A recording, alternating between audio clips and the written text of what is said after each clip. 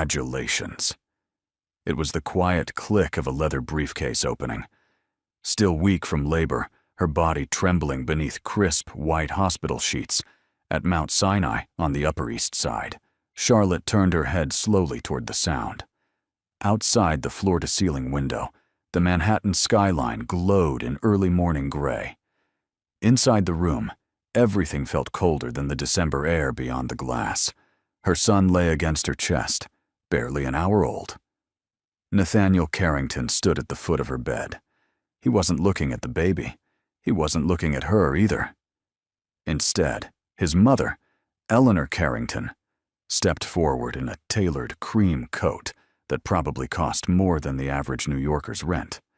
She placed a thick stack of documents gently, almost politely, on the rolling hospital tray beside Charlotte's untouched water cup and her iPhone. "We think it's best to handle this now," Eleanor said, her voice smooth, rehearsed. Charlotte blinked, still foggy from exhaustion. "Handle what?" Nathan's jaw tightened. He adjusted the cuff of his Rolex, eyes flickering briefly toward the infant, before returning to the window. "It's a divorce petition," he said flatly. "My attorneys prepared it last week." Last week, before she went into labor. The words didn't hit all at once. They settled slowly, like snow covering something already broken. Eleanor continued, as if discussing a catering change at a gala. "The timing isn't ideal, but neither is this situation. Nathan's company is weeks from its NASDAQ listing. We can't afford instability." Instability. Charlotte looked down at her son's tiny fingers curling instinctively around her hospital bracelet. They thought she was the liability. They thought she was the weak one. What they didn't know, what no one in that room knew, was that the woman they were trying to discard had quietly inherited controlling interest in a private investment empire that could swallow Nathan's company whole. And as the nurse stepped back into the room, unaware of the war just declared, Charlotte slowly reached for a pen. Charlotte didn't sign, not immediately. She shifted slightly against the hospital pillows, wincing as pain radiated through her abdomen. Her son stirred softly against her chest, unaware that his first hour in the world had already become a negotiation. "You're serious," she said quietly. Nathan exhaled. "I am patient." "Lottie, don't make this dramatic. This is strategic." Strategic. The word echoed in the sterile room, louder than the soft beeping of the heart monitor beside her bed. Eleanor clasped her hands together, posture flawless. "Nathan's company is preparing for its NASDAQ debut in 3 weeks. Investors value stability. A postpartum wife from a modest background who doesn't attend board dinners or charity galas. That creates questions." Charlotte blinked slowly. "I was on bed rest." "Yes," Eleanor replied smoothly, "and optics matter." Nathan finally looked at her directly, not with cruelty, not even anger, just calculation. "Victoria's family is backing the second round of funding. Her father sits on 2 major investment boards. This merger could double our valuation before listing." Victoria. The name hovered between them like perfume Charlotte never wore. "So this is about positioning," Charlotte whispered. "It's about growth," Nathan corrected. "You deserve a quiet settlement, a generous one. Brooklyn townhouse, monthly support. We'll set up a trust for the baby." The baby. He still hadn't touched his son. Charlotte felt something inside her harden, not break, but settle into place. "And custody?" she asked. Eleanor's eyes flickered. "Primary custody will remain with the Carrington name. Of course you'll have visitation." Visitation. For the child she had carried for 9 months. The child whose tiny heartbeat she memorized during every ultrasound. "You planned this before I gave birth," Charlotte said softly. Nathan didn't deny it. Timing matters in business. Silence stretched between them. Outside, But traffic crawled along Fifth Avenue. Life moved. Markets opened. Numbers shifted on screens and glass towers. Inside the hospital room, a different transaction was unfolding. Charlotte adjusted her grip on her son as he whimpered. She looked at Nathan, not as a husband, but as a man making a deal he believed he had already won. "Leave the papers," she said calmly. Eleanor raised a brow. "You'll sign?" Charlotte's voice didn't tremble. "I'll respond." Charlotte was discharged 48 hours later. There were no flowers waiting, no Carrington family driver, no public statement celebrating the birth of an heir.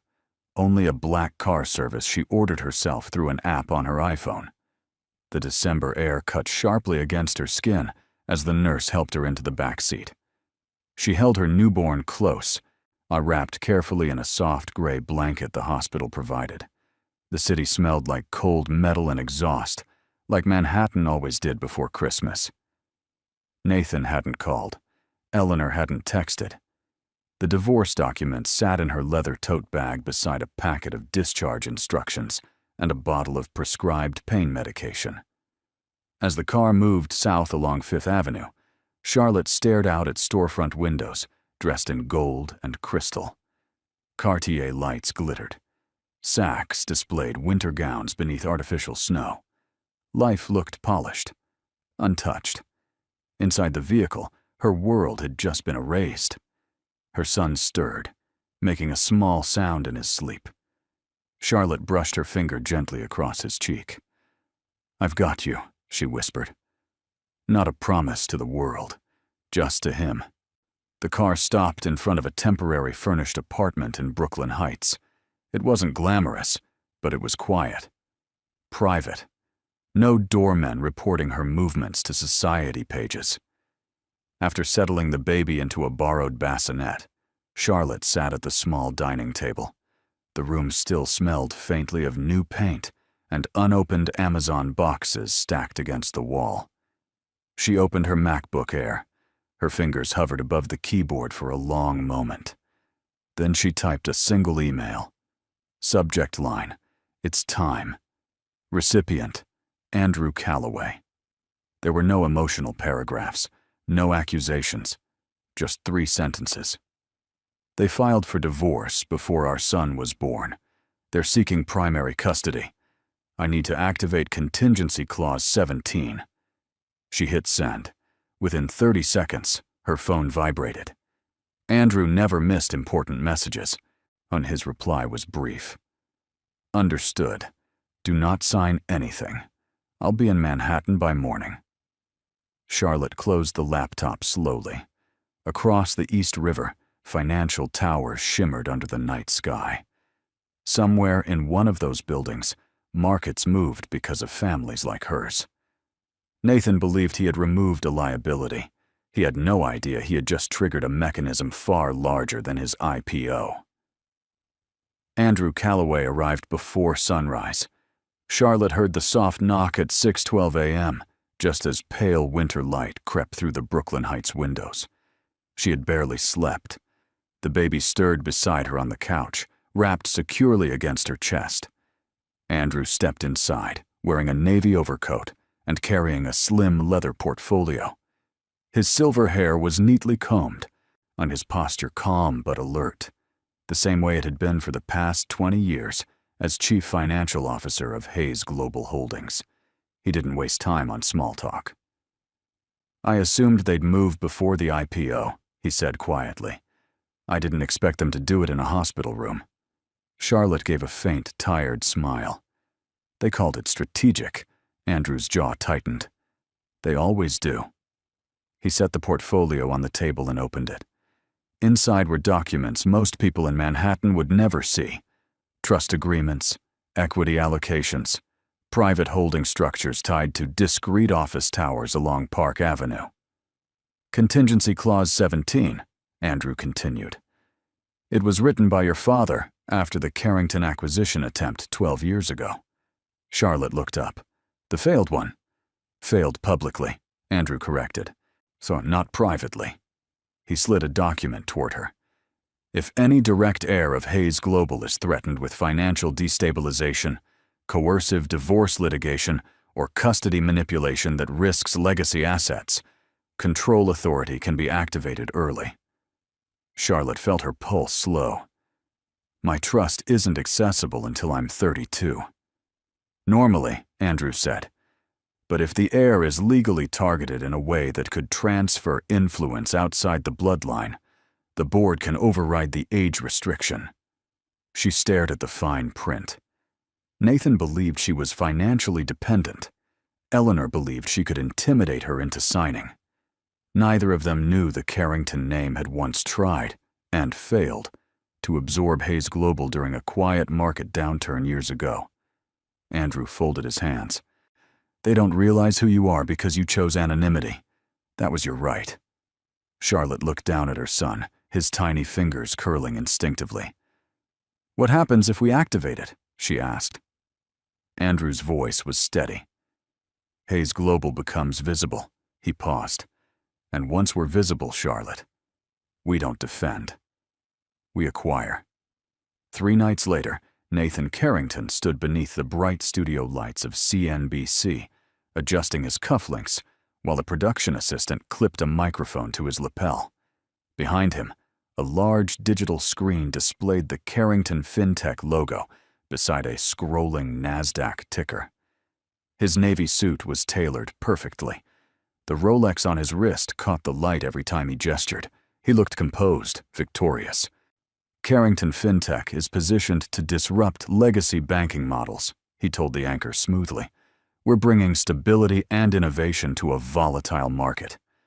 Stability. The word felt almost rehearsed. Across town at the River Cafe, reservations were impossible to secure on short notice. But Victoria Langford never had that problem. She sat across from Nathan later that evening, Manhattan's skyline shimmering behind her like a curated backdrop. To us, she said lightly, lifting her champagne glass, and to a valuation that finally reflects your ambition. Nathan smiled, clinking his glass against hers. Victoria's father had already committed to a major investment block, pending IPO performance. The alliance wasn't romantic in the traditional sense. It was strategic, mutually beneficial, polished. Exactly the kind of partnership Eleanor approved of. Charlotte signed? Victoria asked casually, cutting into her dinner. Not yet, Nathan replied, though his tone suggested inevitability. She doesn't have the leverage to fight this. Victoria studied him for a moment. Women with nothing usually fight the hardest. Nathan dismissed the comment with a small shrug. She'll accept the settlement. Brooklyn townhouse, monthly support. It's generous. The skyline reflected in the glass behind them. Glass towers, glowing offices, quiet wealth moving silently through private accounts and holding companies. Nathan believed he understood power. He believed power meant visibility. Press interviews, IPO countdowns, strategic marriages. But what he didn't know was that 18% of his pre-IPO shares had quietly shifted into the hands of a private entity 2 days earlier. Hayes Global Holdings. The purchase had been executed through layered subsidiaries routed through Delaware and Zurich. No headlines, no alerts, just a line item in a spreadsheet that hadn't yet reached his desk. As Nathan finished his champagne, confident in his trajectory, Charlotte sat across the river in Brooklyn, rocking her son gently. She wasn't celebrating. She was calculating. Lucas Bennett didn't look like the kind of attorney who challenged Manhattan dynasties. When he walked into Charlotte's Brooklyn apartment, he carried a worn leather briefcase and a winter coat that had seen better seasons. No flashy watch, no Park Avenue polish, just sharp eyes and quiet focus. He paused when he saw the baby sleeping in the bassinet near the window, overlooking the East River. You look exhausted, he said gently. I just gave birth and got divorced in the same hour, Charlotte replied calmly. Exhausted feels appropriate. Lucas allowed himself a small smile. He had graduated near the top of his class from NYU Law. 10 years earlier, he almost dropped out during his second year after his father's medical bills piled up. A private scholarship had appeared anonymously. It covered everything. He later learned, through a single discreet letter, that the donor had been Charlotte Hayes. She never mentioned it. When Andrew called him 2 nights ago, Lucas didn't hesitate. "They're filing for primary custody," Lucas said now, placing documents on the small dining table beside Charlotte's MacBook Air. "Their argument hinges on financial instability." Charlotte nodded. "Which, technically, I have." "For the moment," Lucas corrected. He opened the folder. "I reviewed their petition. They're positioning you as emotionally fragile, recently unemployed, dependent. They're using the IPO narrative to frame Nathan as the stable provider." Charlotte stared at the papers. Words like "best interest of the child" and "financial continuity" were underlined in bold. Lucas leaned back slightly. "They made one mistake." Charlotte looked up. "They assumed you'd react emotionally." A faint breeze moved the sheer curtains near the window. Across the river, the financial district gleamed under winter sun, cold and precise. "I'm not reacting," Charlotte said quietly. "I know." Lucas slid another document toward her. "Temporary counterpetition. We don't reveal Hayes Global yet.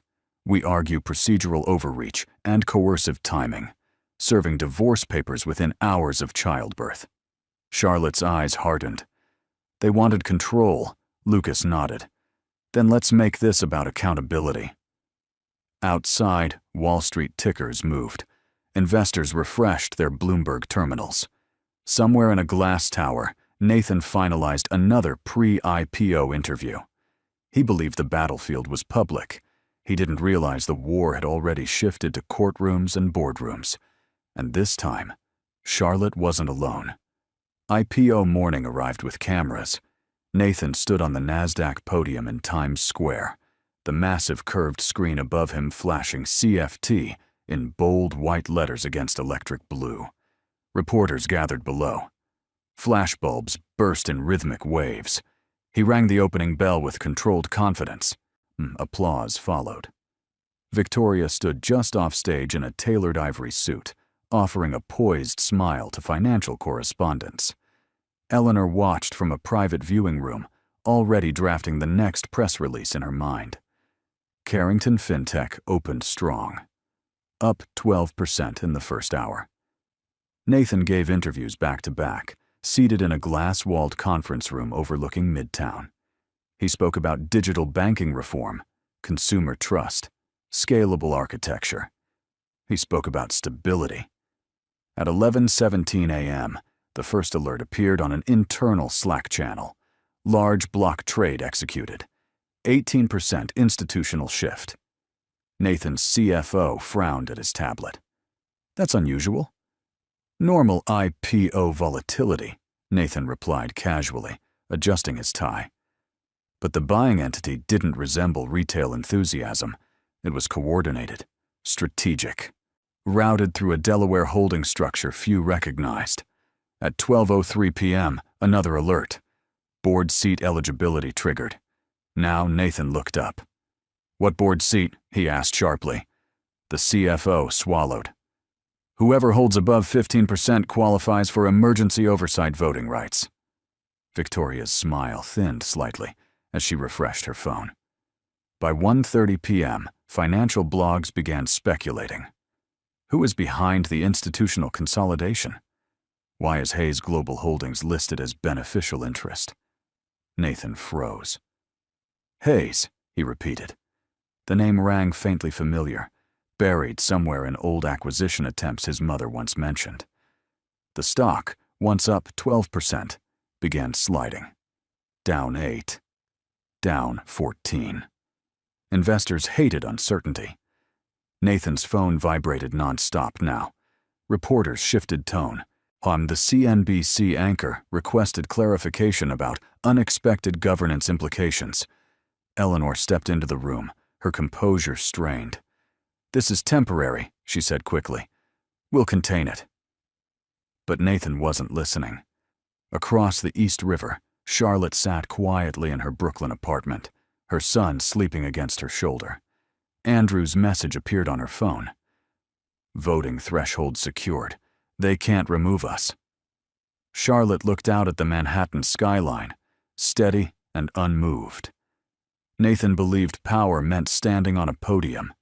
He didn't understand. Real power never rings the bell. By the next morning, financial headlines had shifted tone, from celebration to scrutiny. Who is Hayes Global? Mysterious institutional buyer gains board leverage in Carrington IPO. Governance shock after opening bell success. Nathan hadn't slept. He stood in his glass-walled office overlooking Bryant Park, staring at a Bloomberg terminal as red numbers blinked across the screen. The stock had stabilized overnight, but only barely. Investors were nervous. Analysts were circling. "Set up a call with Hayes Global," he snapped to his assistant. "Now." They declined comment, she replied quietly. Victoria sat on the leather sofa near the window, scrolling through her phone. Her expression had changed overnight. Less admiration, more assessment. "You didn't mention prior exposure to Hayes," she said coolly. "There wasn't any," Nathan insisted. "Not directly." Across town, Andrew Calloway stepped into a discreet conference room inside Hayes Global's Park Avenue headquarters. The building didn't carry a flashy logo. No press banners, no CNBC cameras, just quiet wealth. He dialed into Carrington's emergency board session. Nathan's face appeared on screen, tension visible beneath his composure. "Hayes Global now controls 18% of our outstanding shares," the CFO began. "Under governance terms, they qualify for oversight participation." Nathan leaned forward. "On what grounds was this acquisition executed?" Andrew's voice came through steady and unhurried. "Market opportunity." The boardroom fell silent. "Hayes Global is a private institutional entity with long-term investment interests," Andrew continued. "We prefer companies with strong ethical leadership and stable family governance." The words were precise, calculated. Nathan's jaw tightened. "Are you threatening to influence control?" Andrew paused just long enough. "We're safeguarding our investment." Across the East River, Charlotte watched the live financial coverage replay on mute while gently rocking her son. Her phone buzzed with notifications. Legal updates from Lucas, brief status messages from Andrew. Nathan believed visibility gave him leverage. He still didn't understand. Hayes Global didn't chase headlines. It controlled outcomes. And for the first time since serving divorce papers in a hospital room, the Carrington name was no longer the most powerful one in Manhattan. The stock had stopped falling, but the noise hadn't. Charlotte muted the television as another financial analyst speculated about board instability and internal power shifts. The apartment in Brooklyn Heights felt smaller tonight, heavier somehow, as if the weight of Manhattan's opinion had crossed the river. Her son slept in the bassinet beside the couch, one tiny hand resting near his face. His breathing was soft, steady, unaware of IPO charts, custody petitions, or corporate maneuvers. Charlotte hadn't cried in the hospital. She hadn't cried when she left the Carrington townhouse.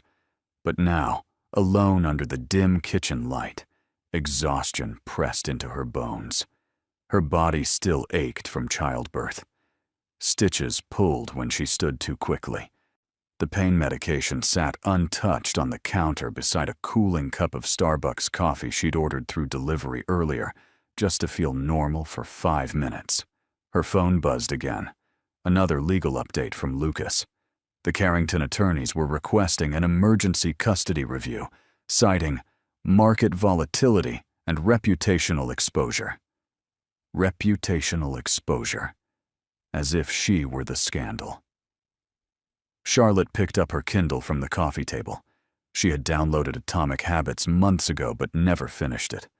Tonight she opened it randomly, her eyes landing on a sentence about small, consistent actions reshaping identity. She read it twice, then she looked at her son.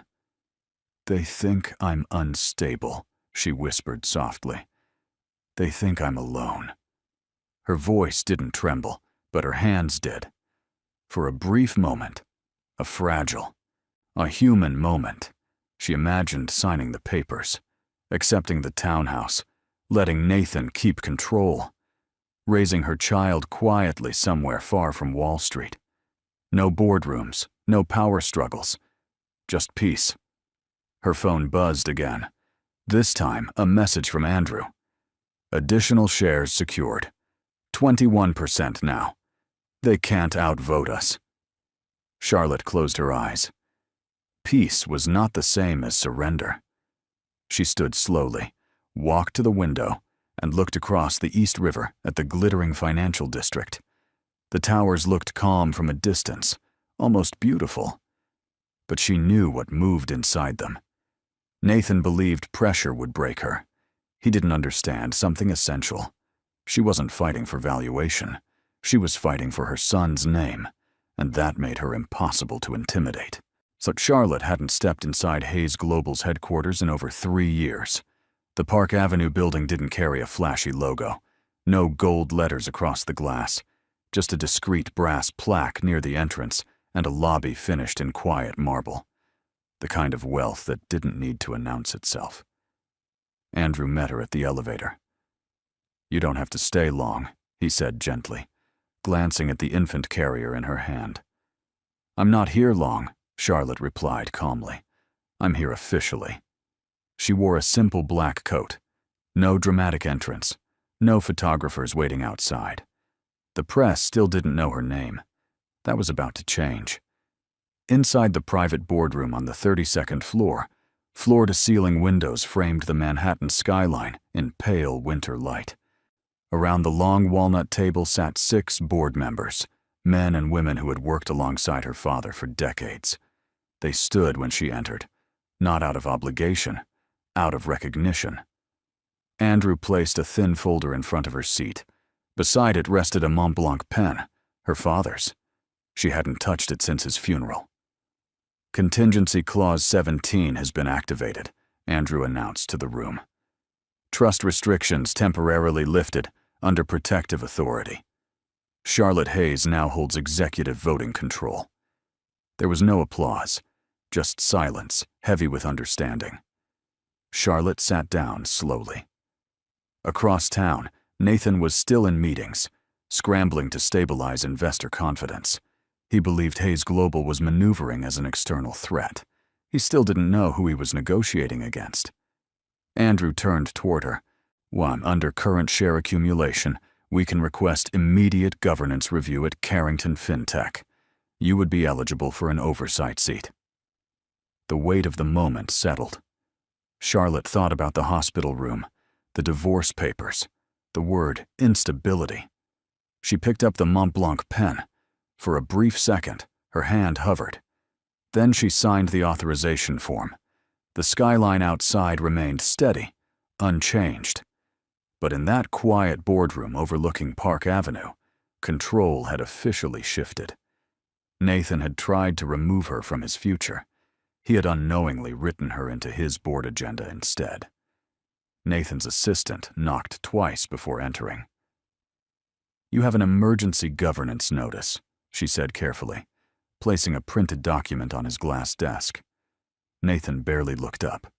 He was mid-call with 2 institutional investors, reassuring them that volatility was temporary. "Send it to legal," he muttered. "It's already cleared legal," she replied. "They said you need to read it." That caught his attention. He ended the call and picked up the document. Hayes Global Holdings formally requests oversight participation under Section 4.3 Governance Rights, effective immediately. Nathan felt heat rise up his neck. "Schedule a response call," he said sharply. "I want to know who's behind this." The video conference began an hour later. The Carrington board dialed in from different corners of Manhattan, one from a Park Avenue office, another from a midtown high-rise. Then the Hayes Global screen activated. Andrew Calloway appeared first. Nathan leaned back slightly, recognizing him now from old market history. "Mr. Calloway," Nathan began evenly. "We're open to collaboration. But aggressive accumulation without disclosure creates instability." Andrew didn't react. "We've disclosed according to regulatory requirements." Nathan's jaw tightened. "Then who holds executive authority?" There was a pause, and then the camera shifted. Charlotte appeared on screen, not in a hospital bed, not in Brooklyn, but seated at the head of a walnut conference table, Manhattan skyline stretching behind her. She wore a simple navy blazer, no jewelry, no dramatics, just composure. Nathan froze. For a brief second, he actually looked confused. "Charlotte?" he said, voice tightening. "What is this?" She met his gaze calmly. "This is governance." The board members shifted uncomfortably. "You said you wanted stability," she continued. "Hayes Global invests in companies that demonstrate ethical leadership. I'll be reviewing Carrington's executive decisions personally." Victoria, watching from Nathan's office couch, stood abruptly. "You didn't tell me she was—" Nathan silenced her with a sharp glance. "You're threatening my company out of spite?" he demanded. Charlotte's expression didn't change. "No," she said quietly. "I'm protecting my investment." The words landed with surgical precision. Nathan finally understood. The woman he had dismissed as a liability now held oversight power over his IPO. He thought divorce would remove her from the equation. Instead, he had invited her into the boardroom. And this time, she wasn't asking for permission. The custody hearing was scheduled sooner than anyone expected. Eleanor had pushed for urgency, arguing that corporate instability could impact the child's long-term environment. Nathan's legal team arrived early at the Manhattan family courthouse, dressed in tailored gray suits, carrying thick leather portfolios. They looked confident. They assumed leverage still favored them. Charlotte entered quietly through a side corridor with Lucas Bennett beside her. She wore a structured charcoal coat, her posture steady despite the exhaustion beneath her eyes. Her son remained with a licensed pediatric nurse, documented, verified, unshakable. Lucas leaned toward her before they stepped inside the courtroom. "They're going to argue financial inconsistency," he said softly. "Let them." The judge, a woman in her late 50s with sharp, observant eyes, reviewed the initial filings. Nathan's attorney began first. "Your Honor, Mr. Carrington is the stable executive provider of a publicly traded company. Recent market events have created uncertainty tied directly to Mrs. Carrington's involvement. We believe primary custody ensures continuity." Continuity. Charlotte listened without expression. Lucas stood next. "Your Honor, the timing of the divorce filing, within 1 hour of childbirth, demonstrates coercive intent. Additionally, new financial disclosures materially alter the stability argument." He handed a sealed folder to the clerk. The judge opened it slowly. Inside were certified documents: Hayes Global Executive Authorization, voting control confirmation, asset liquidity statements triggered under Clause 17. The courtroom fell quiet. Nathan shifted in his seat. Eleanor's fingers tightened around her handbag. The judge looked up. "Mrs. On Hayes," she said deliberately, using Charlotte's maiden name. "You are the controlling executive authority of Hayes Global Holdings?" "Yes, Your Honor." "And this entity holds oversight leverage in Carrington FinTech?" "Yes." Nathan's attorney attempted to interrupt. The judge raised a hand. "So the argument that you lack financial stability is inaccurate?" Lucas spoke clearly. "Not inaccurate, Your Honor. Inverted." A faint ripple moved through the courtroom. Nathan finally spoke, voice strained. "You're using corporate pressure to manipulate custody." Charlotte met his eyes calmly. "I'm using transparency." The judge closed the folder. "Temporary custody remains with the mother," she ruled. "Full review to follow." Nathan had expected dominance. Instead, the foundation of his argument had dissolved in under 10 minutes. For the first time since the hospital room, the Carrington name no longer controlled the narrative. And the courtroom had witnessed it. Eleanor Carrington had never lost in public, not in business, not in charity circles, not in family negotiations conducted behind polished walnut doors. But as she stepped out of the Manhattan courthouse, the air felt thinner. Reporters hadn't been allowed inside, yet financial bloggers were already speculating. A single line from the hearing had leaked. Hayes' global executive authority confirmed. That was enough. Inside the Carrington townhouse on the Upper East Side, silence settled heavily against the high ceilings and curated artwork. Eleanor stood near the fireplace, her phone pressed tightly to her ear. "How did we miss this?" she demanded. "How did no one flag her name?" On the other end, a private investigator answered carefully. Mrs. Hayes never used her family surname publicly. All educational records, employment filings, even charitable donations were under Hayes Trust subsidiaries. Eleanor lowered the phone slowly. Charlotte hadn't deceived them. She had simply refused to announce herself. Across town, Nathan paced inside his Bryant Park office, tie loosened, sleeves rolled up. Victoria stood near the window, arms crossed. "You married into a shadow empire and didn't know?" she asked, her tone no longer affectionate. Nathan shot her a sharp look. "No one knew." Victoria let out a short laugh. "That's worse." His phone buzzed again. Another analyst request. Another board inquiry.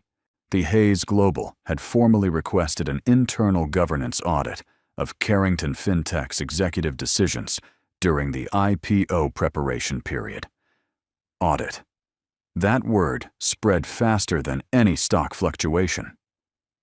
Eleanor entered the office minutes later, her composure carefully reconstructed. "We need damage control," she said firmly.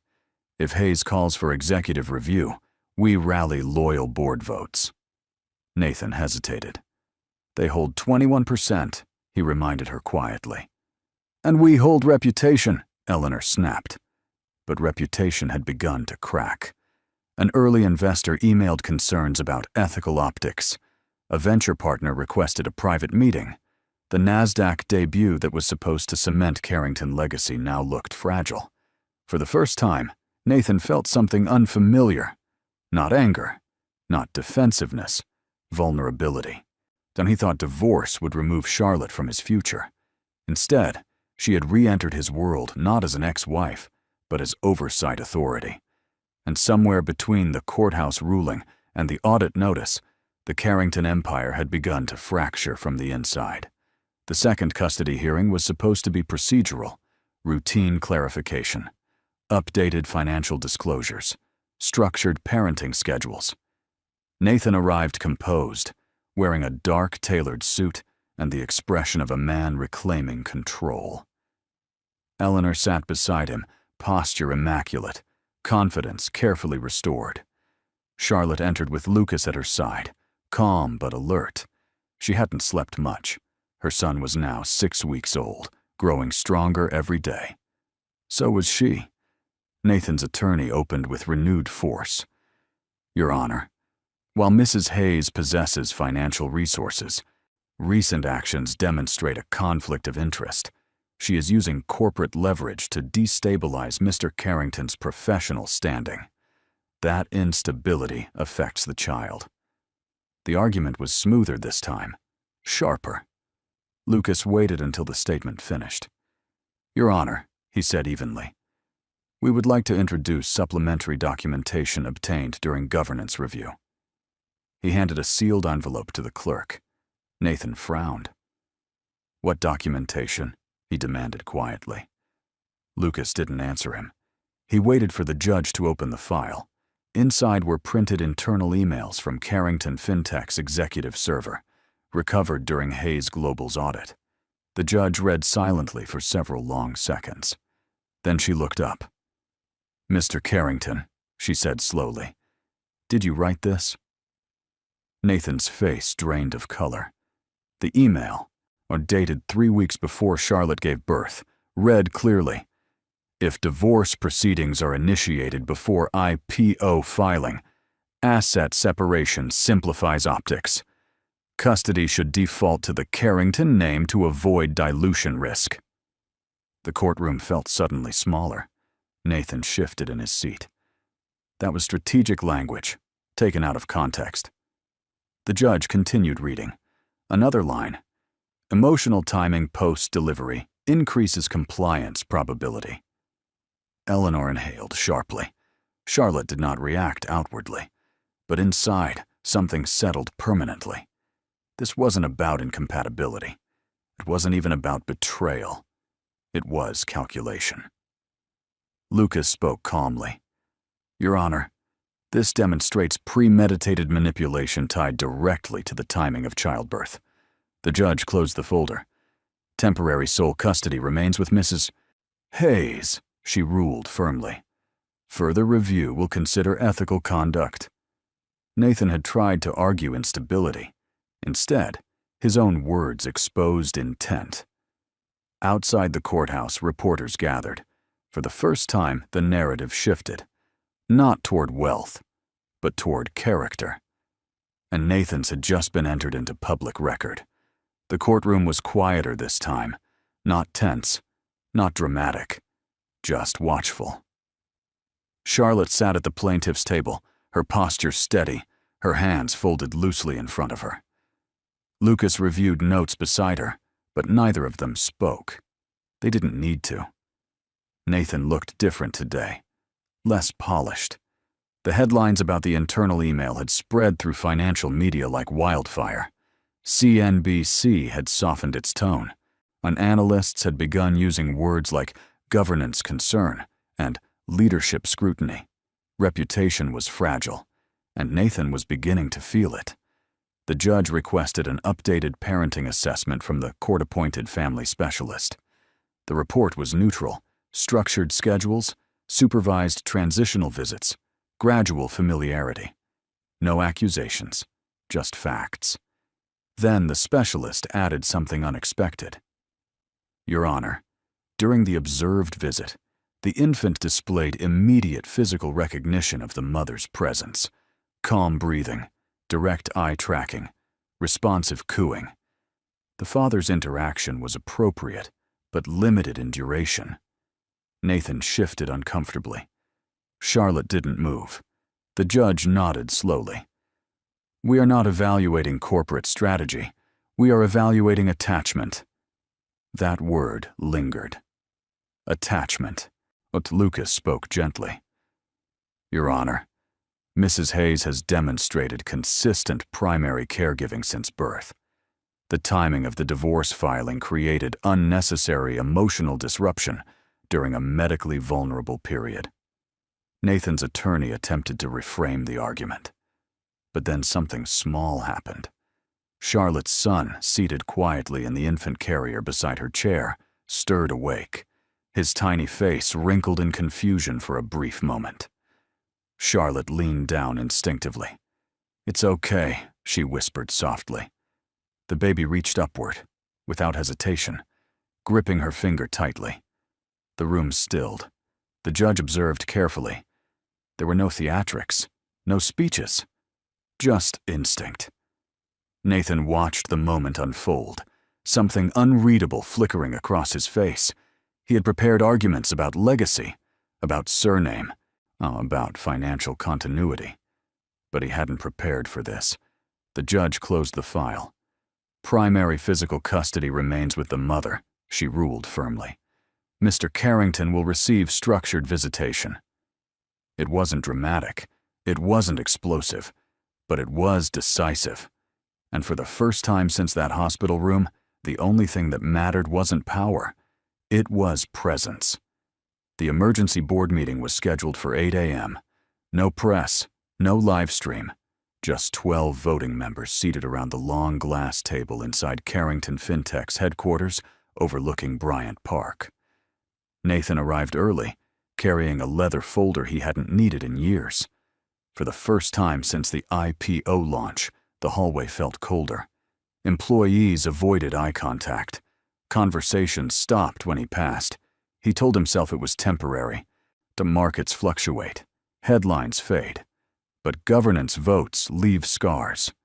Charlotte did not attend in person. She didn't need to. Her presence appeared on the wall-sized screen at exactly 8:02 a.m., connected from Hayes Global's Park Avenue boardroom. Andrew Calloway sat to her right, silent but observant. Nathan met her gaze across digital space. "Let's proceed," the lead independent director said firmly. The agenda was direct.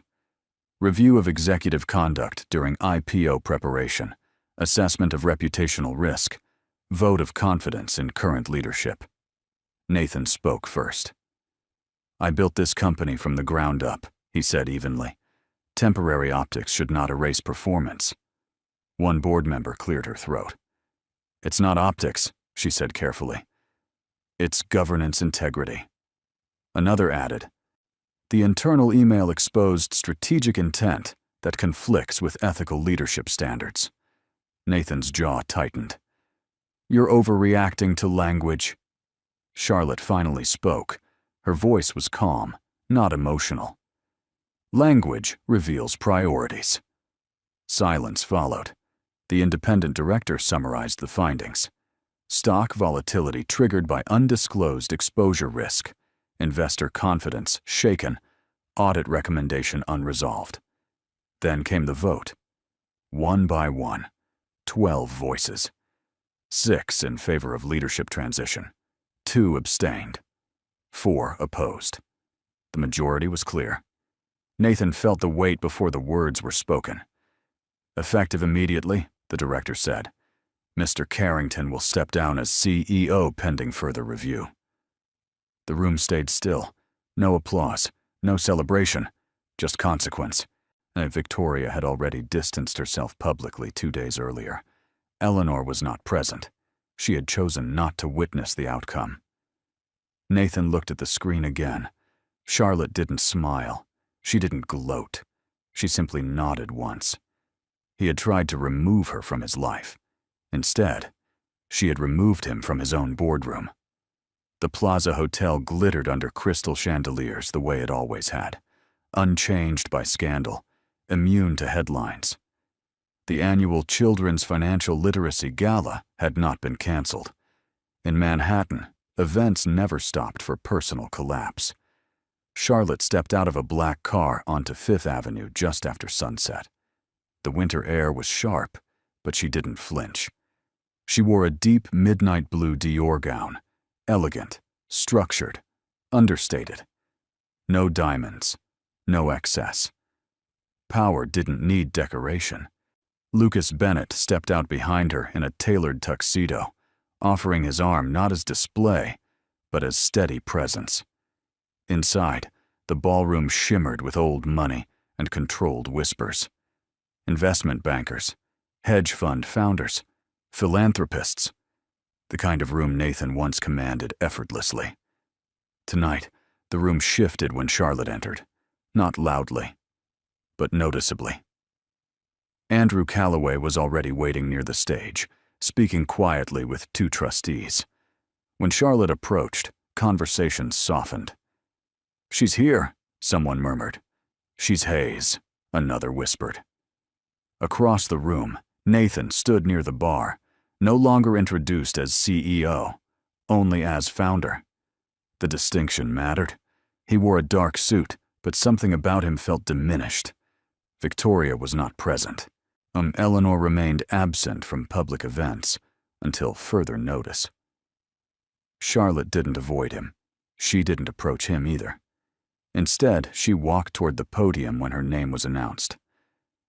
"Tonight," the host said carefully, "we welcome Charlotte Hayes, Executive Chair of Hayes Global Holdings."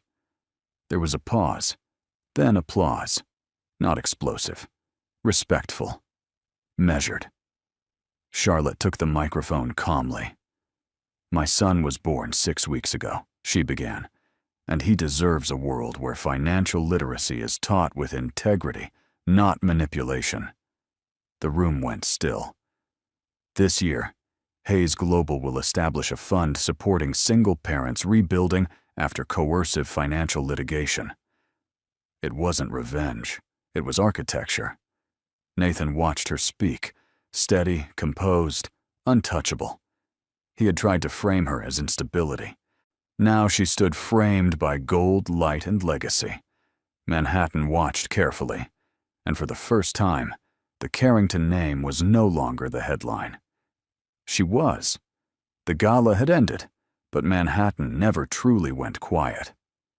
Outside the plaza, black cars lined Fifth Avenue, engines humming softly beneath winter air.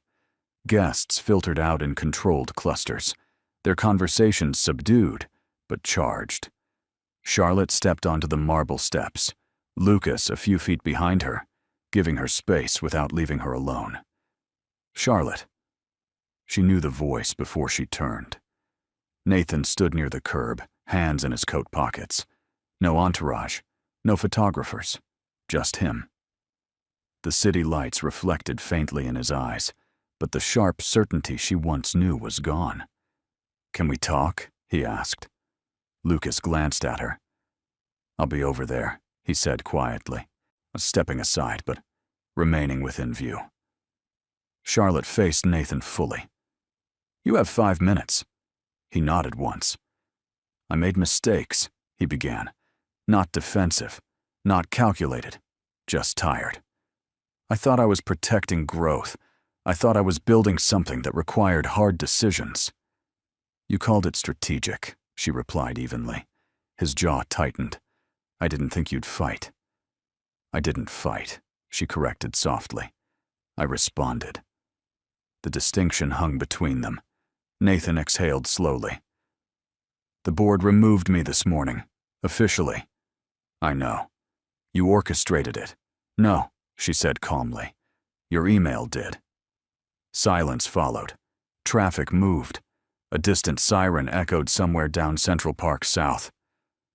"I underestimated you," he admitted finally.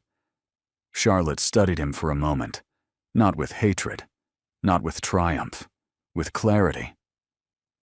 You didn't underestimate me," she said quietly. "You misjudged my value." He looked down briefly. "I never wanted this to become a war." "It wasn't a war," she replied. "It was consequence." Nathan searched her face for something. Anger, softness, regret. He found none. "What happens now?" he asked. "You rebuild," she said simply, "without manipulation." "And us?"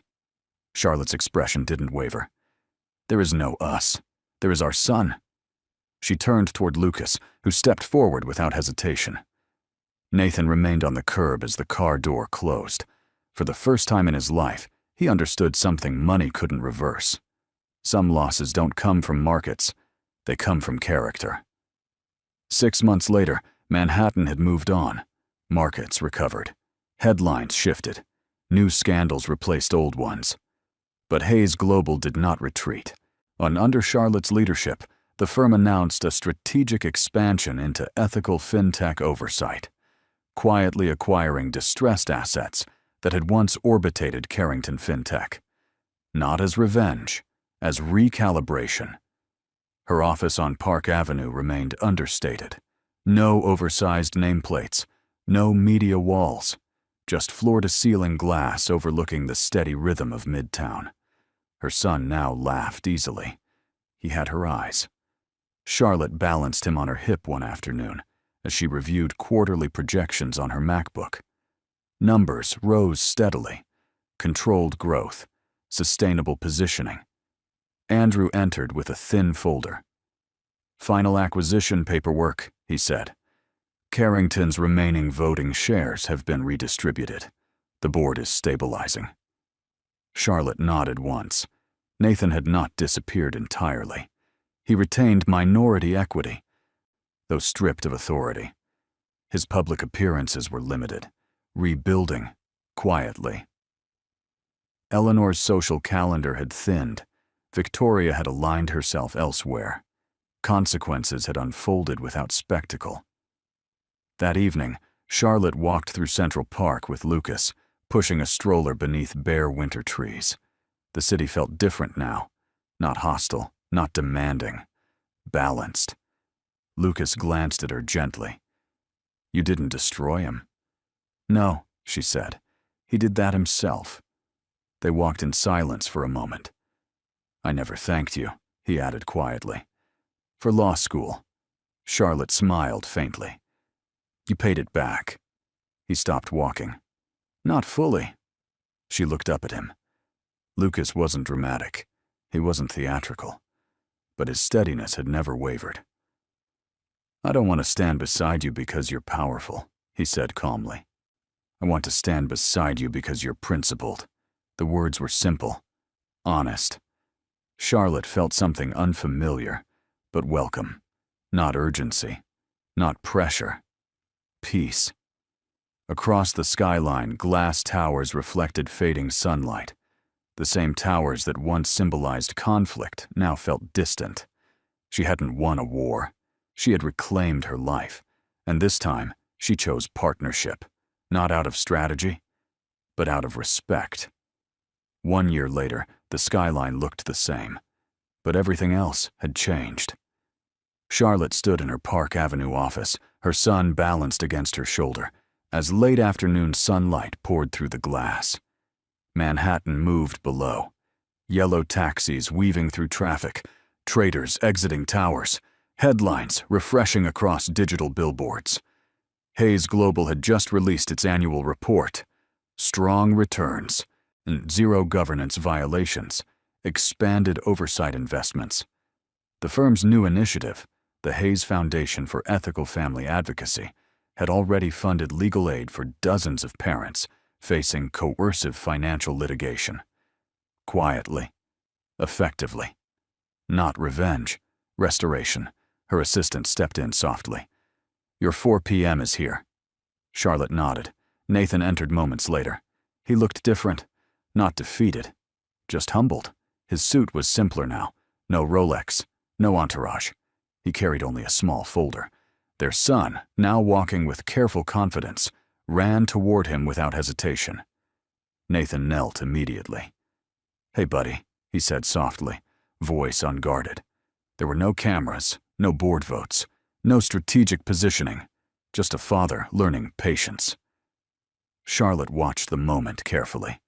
She had not erased him from their child's life. Well, she had drawn boundaries, and boundaries had rebuilt something healthier. Nathan stood slowly. "I finalized the education trust," he said. "Fully funded. In his name." Charlotte nodded once. "Thank you." Silence settled. Not awkward, not heavy. Mature. "I misjudged what mattered," Nathan said quietly. "I know," she replied. Outside the window, the city reflected gold. Lucas entered shortly after, carrying takeout containers from a small Italian place they both liked. No dramatic entrances.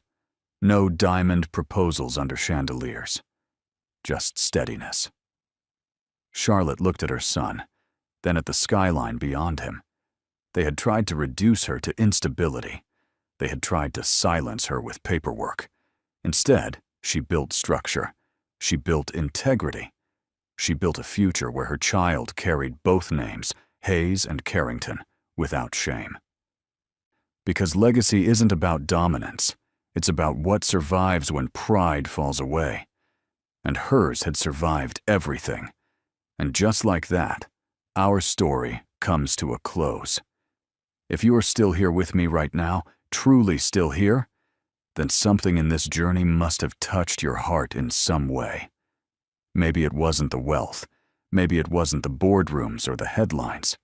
Maybe it was the quiet strength of a woman who refused to let humiliation define her future. Let's pause together and look at this from a deeper angle. Charlotte didn't win because she was rich. She won because she chose dignity over revenge, structure over chaos, and responsibility over ego.